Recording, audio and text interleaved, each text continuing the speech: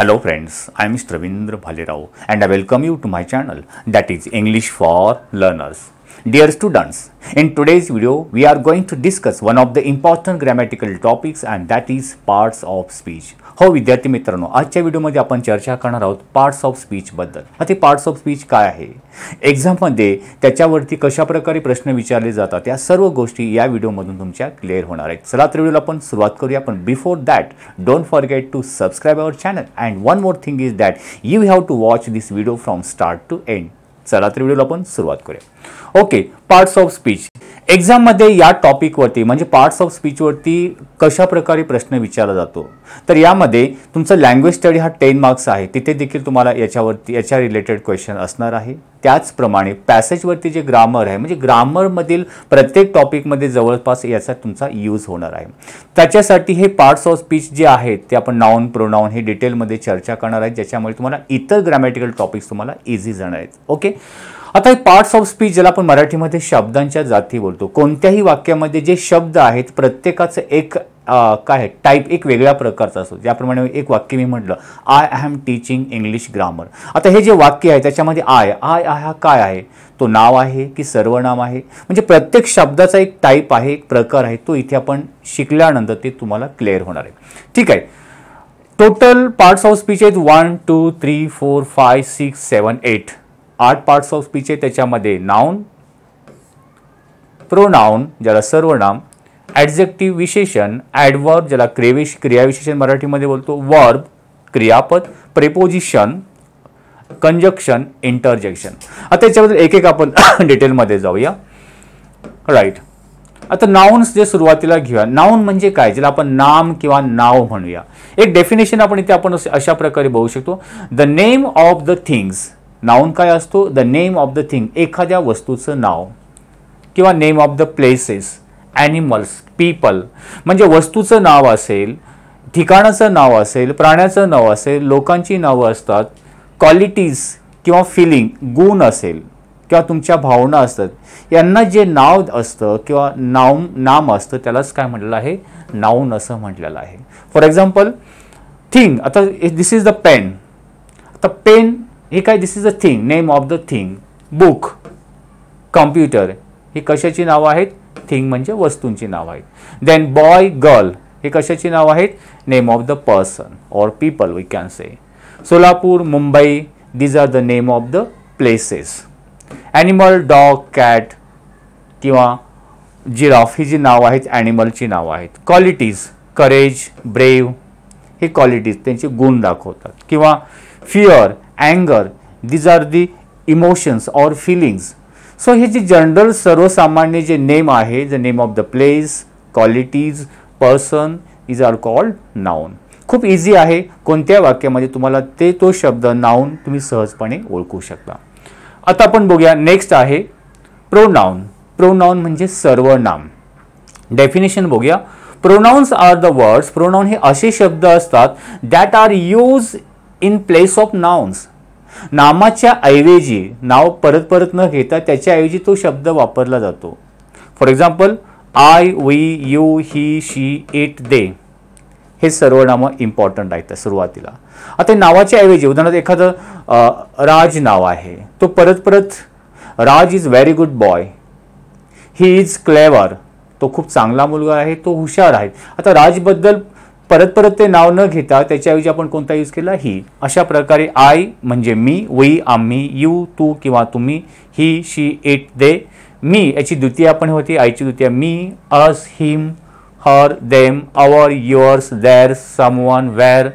आता हे सुद्धा वेअर, वेन हे सुद्धा प्रोनाउन म्हणून किंवा सर्वनाम म्हणून वाक्यामध्ये यूज. असे सेंटेन्स बघितल्यानंतर याचे एक्झाम्पल बघितल्यानंतर तुम्हाला क्लिअर होईल.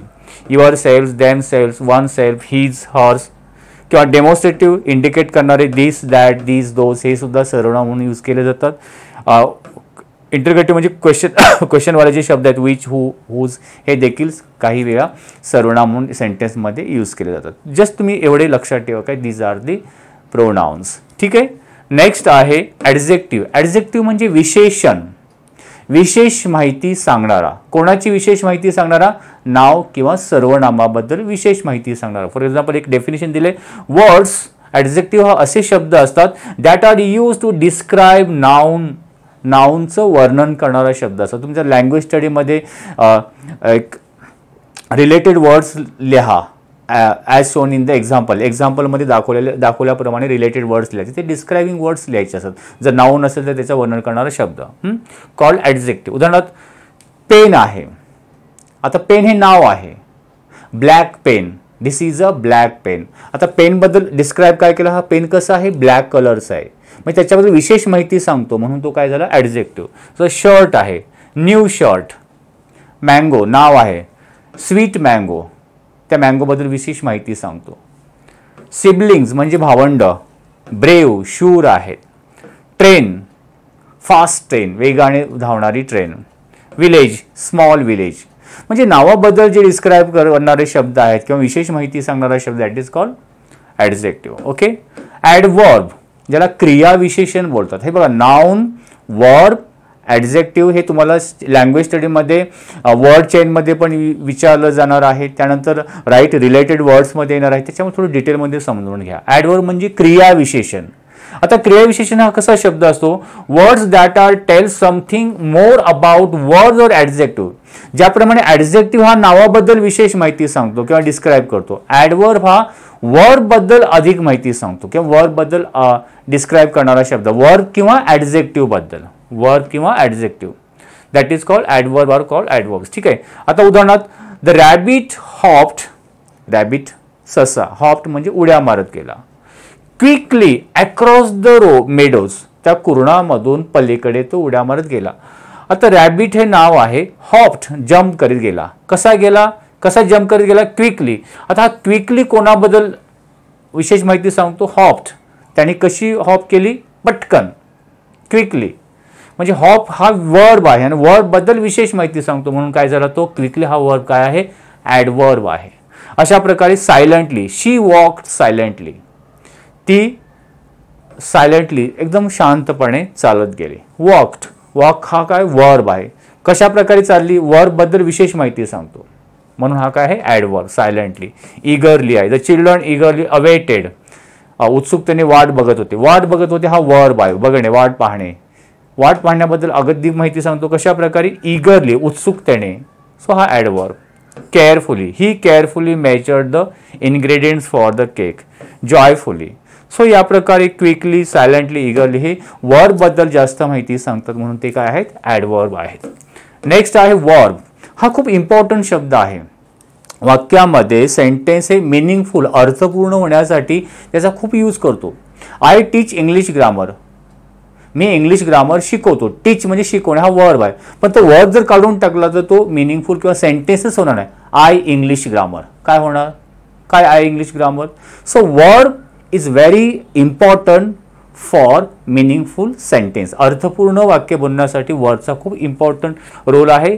Words are that express state are called verbs. की काय, स्टेट म्हणजे ती ॲक्शन दाखवतात, कृती दाखवतात. दे वेंट टू स्कूल, ते शाळेला गेले, वेंट. ही रोट, त्याने लिहिले. अ लेटर, त्याने लेटर लिहिले, लिहिण्याची क्रिया, action word. He made a kite, त्याने पतंग बनवला. सो वेंट, रोट. दे रॅन लाईक राजधानी एक्सप्रेस, ते राजधानी एक्सप्रेस प्रमाणे धावले, रॅन. ठीक आहे. एक ॲक्शन वर्ड आहे की इंडिकेट करतो state.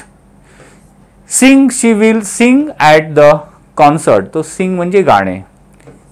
He writes a new poem every day, write लिहिणे.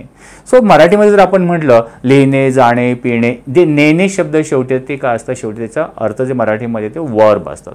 आणि वर्ब्स म्हणजे काय, वर्ब्स हा प्रेझेंट टेन्स, पास्ट टेन्स आणि पास्ट पार्टिसिपल क्रियापदाचे तिसरे रूप आणि किंवा क्रियापदालाच आयएनजी लावतो, असे शब्द असतात ते वर्ब असणार आहे, जे की वाक्यामध्ये ॲक्शन किंवा कृती दाखवणारा शब्द. नेक्स्ट आहे प्रेपोजिशन. आता प्रेपोजिशन बद्दल बघा. प्रेपोजिशन्स आर द वर्ड्स, ते असे शब्द असतात that are use before noun. एक नाउन किंवा प्रोनाउनच्या अगोदर यूज होतात, त्याचा यूज केला जातो वाक्यामध्ये. Okay. To show the relationship of this words, noun और प्रोनाउन, म्हणजे त्या वाक्यामध्ये नाउन आणि प्रोनाउन किंवा नाउन मध्ये किंवा नाउन आणि प्रोनाउन म्हणजे रिलेशन काय आहे ते वाक्यामध्ये दाखवण्याचा प्रयत्न करतात. Some other parts of the sentence. For example बघा, द बुक ऑन हा शब्द, the book is on the table. आता द टेबल हा नाउन आहे, त्याच्या अगोदर ऑन शब्द आलेला आहे.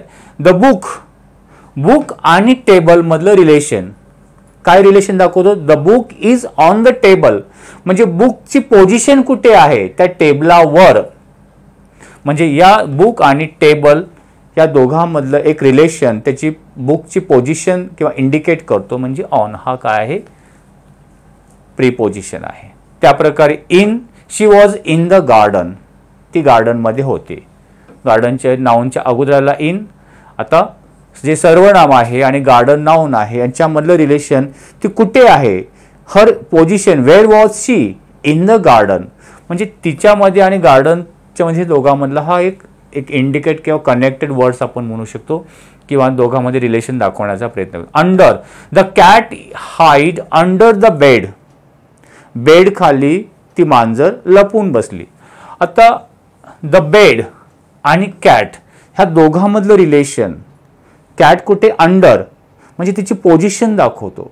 सो पोझिशन इंडिकेट करण्यासाठी, म्हणजे ते एक रिलेशन दाखवण्यासाठी अंडर आहे, बिटवीन आहे, ओव्हर आहे, थ्रू आहे, अगेन्स्ट आहे, बी साइड, विथ, विदाउट किंवा ऑन, टू, बाय, हे सगळे काय आहेत? प्रीपोजिशन आहेत. तुम्ही एक्झाम्पल रीड करू शकता आणि याचं तुम्हाला आता एक आयडिया आला असेल की कशा प्रकारे प्रीपोजिशनचा यूज होतो किंवा ते कोणते आहेत. कंजक्शन, तर कंजक्शन हा शब्द काय आहे? Conjunctions are the words that join together two or more words or sentence. दोन इम्पॉर्टंट वर्ड्स किंवा दोन सेंटेन्सेस जॉईन करण्यासाठी यूज होतो.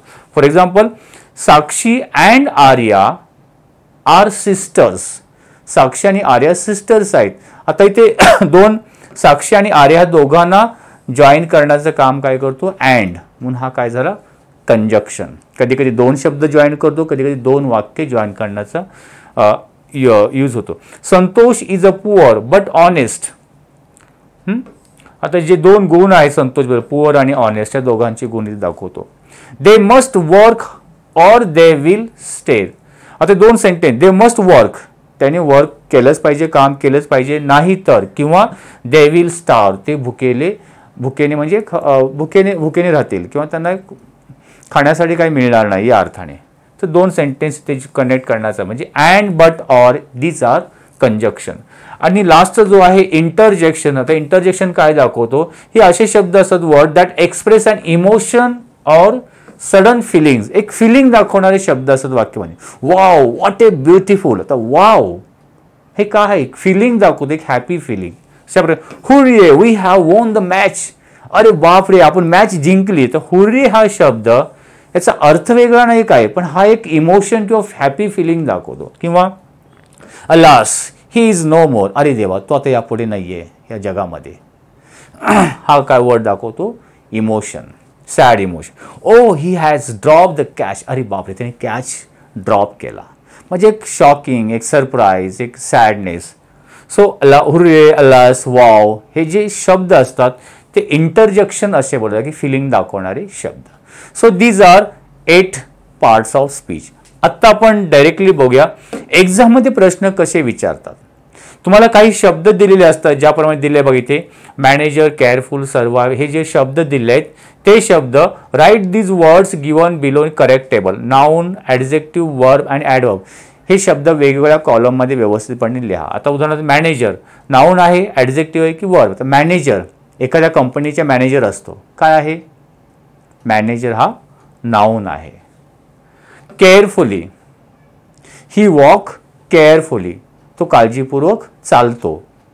आता कोणाबद्दल माहिती सांगितली? चालण्याबद्दल. चालणे हा वॉक म्हणजे काय? वर्ब बद्दल माहिती सांगणारा शब्द. आता आपण बघितलं पार्ट्स ऑफ स्पीच, तो काय असतो?